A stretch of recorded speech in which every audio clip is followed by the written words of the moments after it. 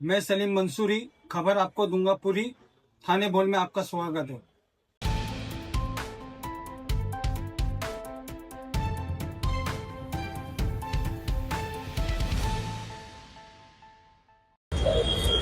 Madam, क्या विषय था? मुमरा पुलिस स्टेशन आप आई आपकी पूरी टीम के साथ में, क्या मामला था, बताएंगे जनता को? सभी को अस्सलाम वालेकुम, नमस्कार, जय भीम।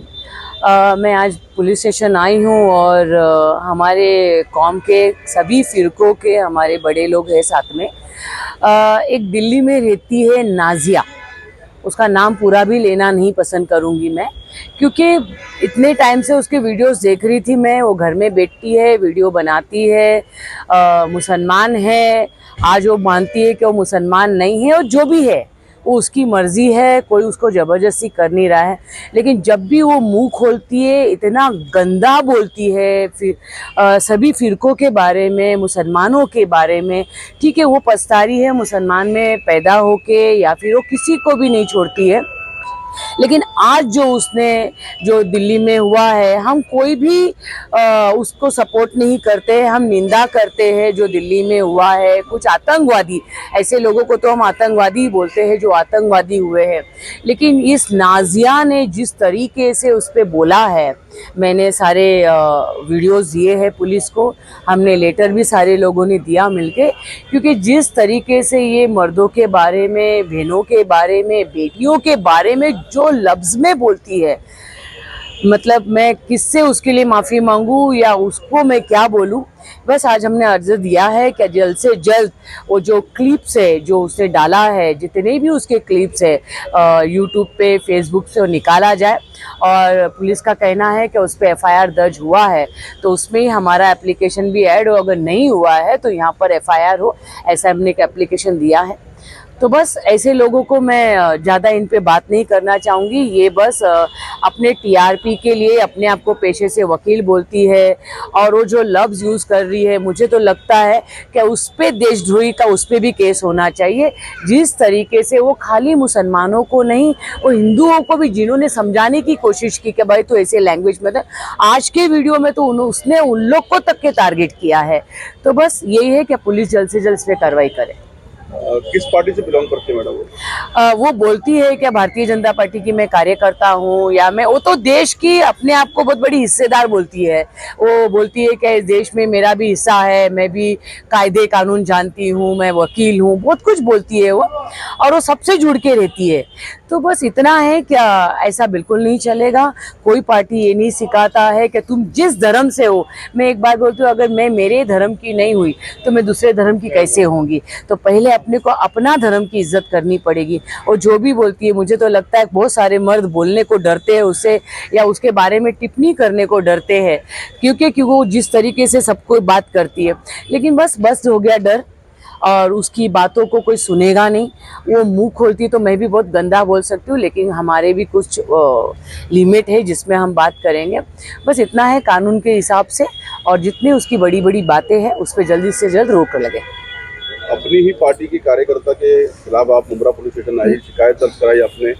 आपकी पार्टी में और भी लोग हैं जो मुसलमानों और विशेष समुदाय के खिलाफ बोलते हैं, तो उनके खिलाफ भी आने वाले वक्त में आप कार्रवाई की मांग करेंगे? आप एक लिमिट जिस दिन तोड़ोगे ना, उस दिन निदा रशीद बाहर आएगी। इस औरत ने सारे लिमिट तोड़ दिए। आज देखने के टाइम कसम से बोलती हूँ आंख में पानी था, क्योंकि जिस लफ्जों में ये बोलती है, मतलब माशाल्लाह मैं इन लोग की इज्जत करती हूँ, इनके टोपी से लेके इनके पूरे रहन सहन पे मैं इज्जत करती हूँ। उस औरत ने हमारे मर्दों के, हमारी आज तो बेटियों को भी बहुत बुरी तरीके से टारगेट किया, उसने हर फिरकों को टारगेट किया। तो बस जहाँ भी अगर लिमिट क्रॉस होगा वहाँ पर रिदा रशीद आपको नजर आएगी, तो इसीलिए मैं आ जाएगी। सीनियर साहब ने क्या आश्वासन दिया मैडम? नहीं, मैं जैसे कहा कि दिल्ली में भी उस पर केस दर्ज हुआ है, उन्होंने कहा मैं चेक कर लेता हूँ और ये लेटर आपका वहाँ भेजता हूँ, अगर नहीं होगा तो इंशाल्लाह हम लोग यहाँ करेंगे। अयाज भाई, आप भी यहाँ पर मुहर्रम स्टेशन आए, नाजिया के खिलाफ शिकायत दर्ज करा रिदा रशीद के साथ, क्या कहना चाहिए? देखिए, कोई भी जो इंसानियत के खिलाफ होगा हम उसके खिलाफ होंगे। अगर किसी धर्म विशेष के खिलाफ अगर कोई एजेंट बनकर अगर वो अपने आप को मुस्लिम कह रहा है और मुस्लिम के खिलाफ ही बोल रहा है, तो वो देखा जाए तो किसी ऐसे लोगों के एजेंट होंगे जो एक समुदाय विशेष को बदनाम करना चाह रहे होंगे। और धर्म विशेष के मामले में नहीं बोलना चाहिए, इससे तेढ़ निर्माण होता है। और दो समुदाय के बीच में जो चीज़ बदमज़गी पैदा करे वैसे लफ्ज़ बोलना नहीं चाहिए, किसी एक विशेष धर्म के खिलाफ नहीं बोलना चाहिए, ये हमारी सोच है।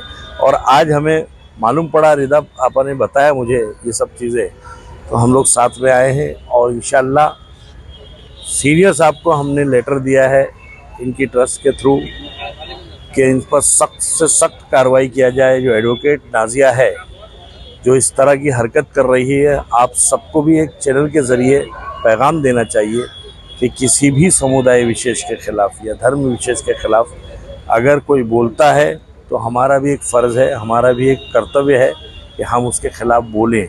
और पत्रकार की भी जिम्मेदारी है, क्योंकि माहौल नहीं ख़राब हो जाना चाहिए। लॉ एंड ऑर्डर आप राष्ट्रवादी कांग्रेस पक्ष अजित पवार गुट से संबंधित हो, आपकी पार्टी के आमदार संग्राम जगताप ने मुसलमानों के खिलाफ और एक टिप्पणी की थी जिसको लेकर के अजित पवार साहब ने उनको शो कॉज नोटिस दिया था। क्या वो नोटिस का कहाँ तक पहुंची बात? कल ही मेरा स्टेटमेंट आया है, मैंने कल ही कहा है कि हमने शो कॉज नोटिस दिया और अगली बार वो हमारे पार्टी से चुनाव नहीं लड़ने वाली है, वो आप अच्छी तरह जानते हैं। शो कॉज नोटिस देने का मतलब है कि एक्शन है वो, और चुनाव के बाद ये ज़रूरी मेरा दिल कहता है कि इसके बाद अगली टिकट संग्राम जगताप को नहीं दी जाएगी। जी मौलाना साहब, नाजिया को लेकर के मुमरा पुलिस स्टेशन पहुंची रिदा रशीद मैडम, उनके साथ में आप लोग भी आए, मुमरा के जिम्मेदारों में आप लोग आते हैं, क्या मांगनी की गई पुलिस स्टेशन में और आपका इस पर क्या रुख है? जो उन्होंने बोला है, ऐसे शब्द इस्तेमाल किए, ऐसे शब्द बोले, शब्द जो है आदमी लिमिट में बोले और हर एक धर्म की इज्जत करे। और जब शब्द बोले जाते हैं तो कुछ ऐसे शब्द होते हैं जो दिल को जीत लेते हैं, और कुछ शब्द ऐसे होते हैं जो दिल को चीर देते हैं। आज हमारे मैडम को उनके शब्द से ऐसा लगा कि उनके आंखों में आंसू आ गए कि इतनी तकलीफ़ हुई। और इस तरह की वाहियात बातें, इस तरह की बेतुकी बातें, अनाप शनाप, तो कहीं ना कहीं उनको समझना चाहिए कि किसी भी धर्म के मामले में कुछ गलत नहीं बोलना चाहिए। और बहुत दुख हुआ इस बात से, हम इस बात की निंदा करते हैं और हम किसी पक्षपात में नहीं हैं। जहाँ जो भी कुछ कोई गलत है वो गलत है और जो सही वो सही है। अगर दिल्ली के अंदर इस तरह का मामला हुआ तो उससे हमें बहुत दुख है, और जो लोग भी उसमें मुलव्विस है सरकार उनसे कड़ी से कड़ी कार्रवाई करे, हम इसकी मांग करते हैं।